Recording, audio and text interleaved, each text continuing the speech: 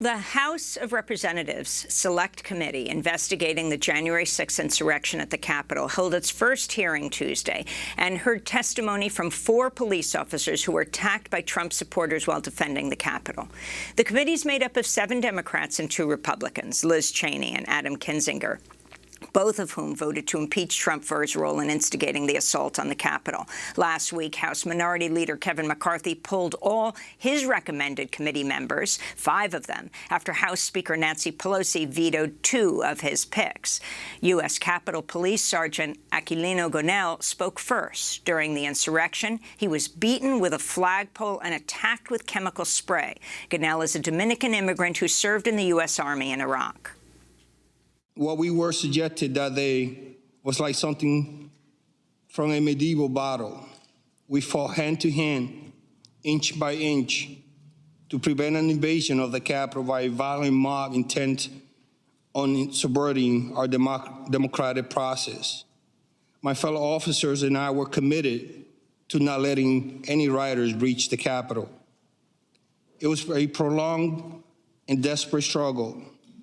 The rioters attempted to breach the Capitol were shouting, "Trump, send us. Pick the right side. We want Trump." I vividly heard officers screaming in agony and pain just an arm length from me. I didn't know at that time, but that was Officer Hodges, and he's here today to testify. I, too, was being crushed by the rioters. I could feel myself losing oxygen and recall thinking to myself, this is how I'm going to die, defending this entrance. U.S. Capitol Police Sergeant Aquilino Gonell testifying Tuesday before the House Select Committee investigating the January 6th insurrection at the Capitol. During his testimony, Gonell referenced D.C. Metropolitan Police Department officer Daniel Hodges, who also testified at the hearing, describing how Trump supporters almost crushed him to death. On my left was a man with a clear riot shield stolen during the assault. He slammed it against me and, with all the weight of the bodies pushing behind him, trapped me. My arms were pinned and effectively useless, trapped against either the shield on my left or the door frame on my right. With my posture granting me no functional strength or freedom of movement, I was effectively defenseless and gradually sustaining injury from the increasing pressure of the mob. Directly in front of me, a man seized the opportunity of my vulnerability. He grabbed the front of my gas mask and used it to beat my head against the door. He switched to pulling it off my head, the strap stretching against my skull and straining my neck. He never uttered any words I recognized, but opted instead for guttural screams. I remember him foaming at the mouth. He also put his cell phone in his mouth so that he had both hands free to assault me. Eventually, he succeeded in stripping away my gas mask, and a new rush of exposure to CS and OC spray hit me. The mob of terrorists were coordinating their efforts now, shouting "heave, ho," as they synchronized, pushing their weight forward, crushing me further against the metal door frame.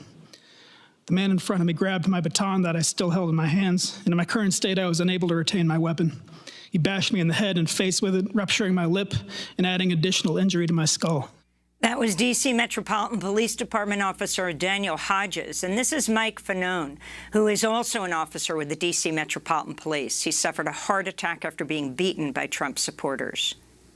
At some point during the fighting, I was dragged from the line of officers and into the crowd. I heard someone scream, "I got one!" As I was swarmed by a violent mob, they ripped off my badge. They grabbed and stripped me of my radio. They seized ammunition that was secured to my body. They began to beat me with their fists and with what felt like hard metal objects. At one point, I came face to face with an attacker who repeatedly lunged for me and attempted to remove my firearm. I heard chanting from some in the crowd, "Get his gun," and "kill him with his own gun." I was aware enough to recognize I was at risk of being stripped of and killed with my own firearm.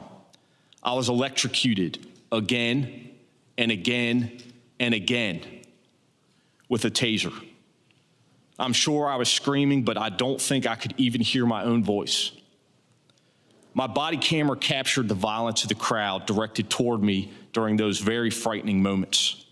It's an important part of the record for this committee's investigation, for the country's understanding of how I was assaulted and nearly killed as the mob attacked the Capitol that day.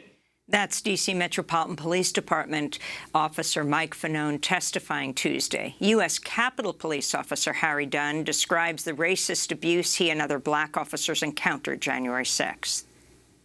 More and more insurrectionists were pouring into the area by the Speaker's lobby near the rotunda, and some wearing MAGA hats and shirts that said Trump 2020. I told them to just leave the Capitol, and in response they yelled, "No, man, this is our house. President Trump invited us here. We're here to stop the steal. Joe Biden is not the president. Nobody voted for Joe Biden." I'm a law enforcement officer, and I do my best to keep politics out of my job.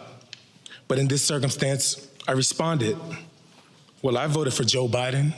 Does my vote not count? Am I nobody?" That prompted a torrent of racial epithets.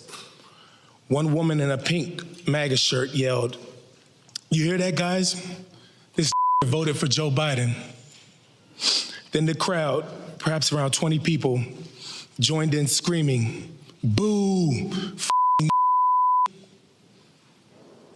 No one had ever called me a while wearing the uniform of a Capitol Police officer. In the days following the attempted insurrection, other black officers shared with me their own stories of racial abuse on January 6th. One officer told me he had never, and in his entire 40 years of life, been called a to his face, and that streak ended on January 6th. Yet another black officer later told me he had been confronted by insurrectionists in the Capitol who told him, "Put your gun down and we'll show you what kind of you really are."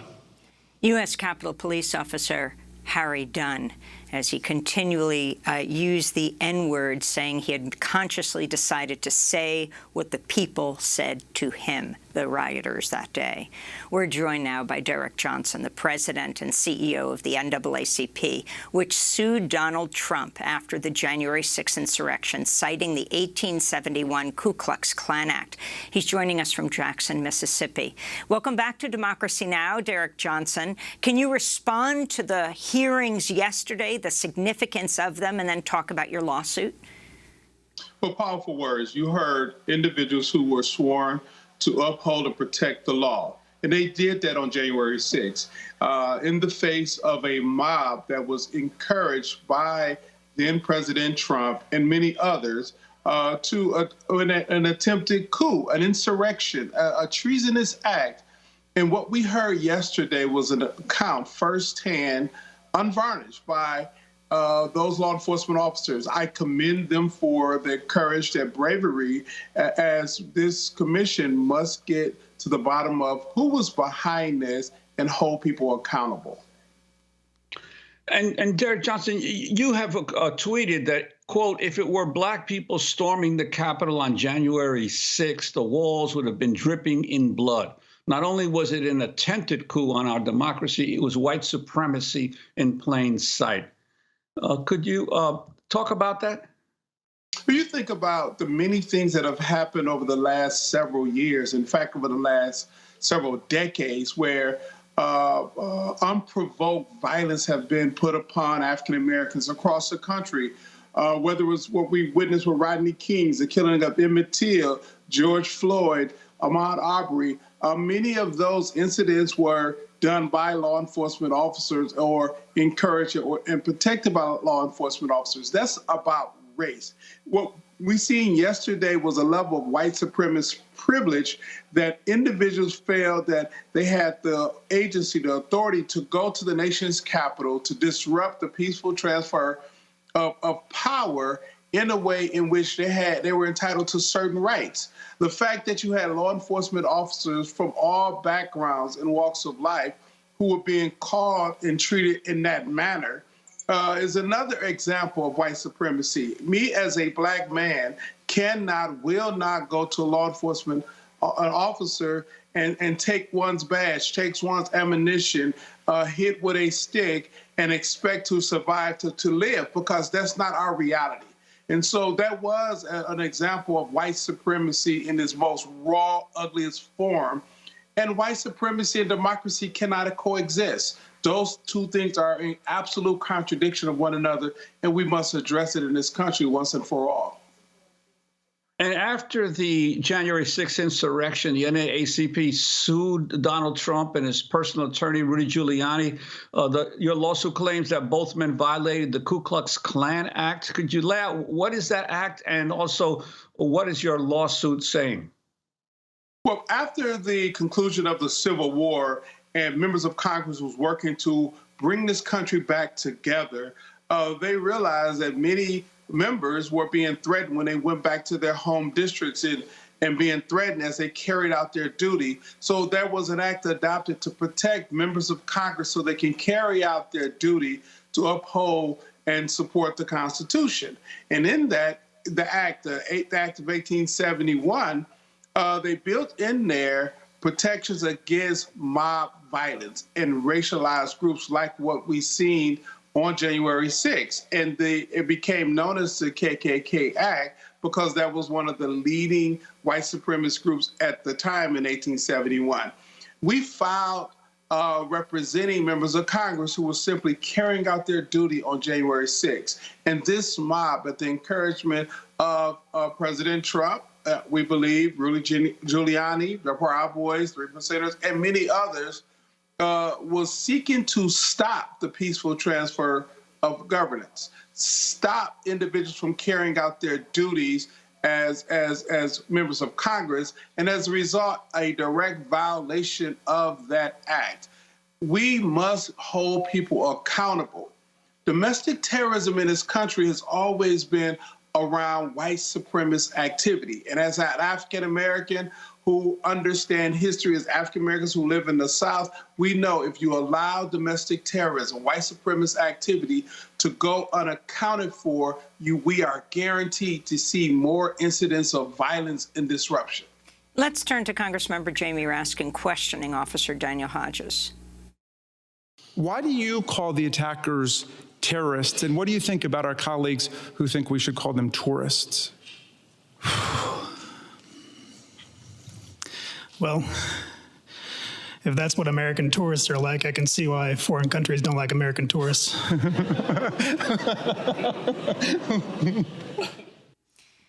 So if you could comment overall on what's going to happen next and how this lawsuit will play in. Interestingly, the chair of the committee, Benny Thompson, was a part of the lawsuit but had to drop out so that he could continue to chair this committee. But we want to make sure, and definitely Congressman Thompson wanted to make sure there was no perceived or real conflicts of interest. The importance of this commission is profound. They have subpoena power. They would do what we should have already done. If this was a foreign terrorist act, we would have had a commission already established. We would be getting to the bottom of it. We would be declaring war in some cases against those who were involved, and to make sure it had never happened again. Domestically, we must do the same. We must investigate and allow that investigation to take us to where it leads us, hold all individuals accountable to ensure we root out this type of treasonous activity. We cannot promote ourselves globally to be the leading democracy in the world if we are doing domestically this type of harm in our existence, whether it is changing the rules around voting in Texas or Georgia, whether it is trying to identify who should be considered legitimate citizens or not. But more importantly, if it's a scenario where, in this case, people are committing a treasonous act, we must stand united in this moment to ensure we protect our democracy.